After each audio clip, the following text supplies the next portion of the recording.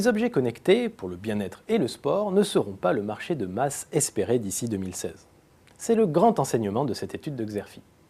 Alors c'est vrai, tensiomètres connectés, trackers d'activité ou balances intelligentes notamment, envahissent les rayons des distributeurs. Et si les ventes de ces objets connectés vont connaître une ascension fulgurante, rien à voir avec le bond des derniers produits technologiques en date, comme les smartphones et les tablettes. En réalité, il s'agit d'une juxtaposition de marchés de niche, avec des dynamiques et des caractéristiques bien différentes selon notre analyse. Le seul produit qui semble pour l'instant sortir du lot est la montre connectée.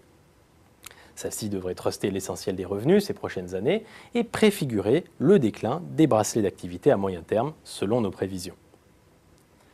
Pourtant, malgré les fortes attentes des technophiles et les discours marketing bien rodés des acteurs, il existe des freins au développement de la smartwatch.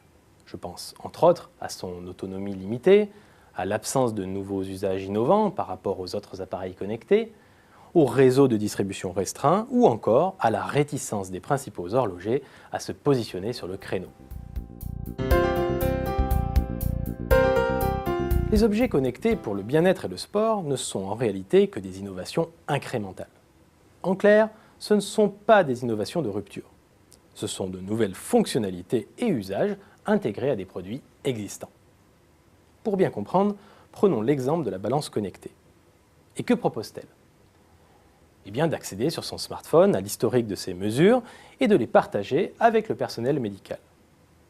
Il s'agit donc d'une extension de la gamme des balances traditionnelles. Ce qui veut dire que le principal moteur de la croissance des ventes, c'est la durée de renouvellement du produit de base.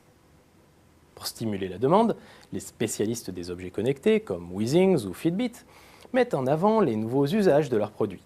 En d'autres termes, ces spécialistes doivent être appréhendés comme des nouveaux entrants et non comme des créateurs de nouveaux marchés. Quant aux insiders, comme Terraillon ou Visiomed par exemple, ils doivent intégrer cette évolution technologique à leur gamme de produits pour augmenter leurs ventes et améliorer leurs marges. Les spécialistes des objets connectés ne seront pas les Facebook et Google de demain. Certes, ils affichent des taux de croissance très élevés, mais leurs moyens financiers sont modestes et leurs marques peu connues du grand public.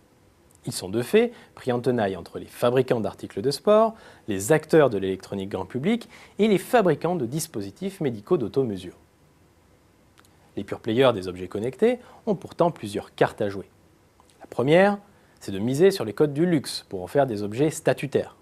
C'est ainsi que Misfit n'hésite pas à décorer ses derniers trackers d'activité de strass et de paillettes, mais aussi de diamants. Autre carte à jouer, l'élargissement des circuits de distribution aux rayons santé et bien-être des grandes surfaces, mais aussi aux pharmacies. Enfin, dernière stratégie gagnante, se positionner au cœur de l'écosystème de la télésanté.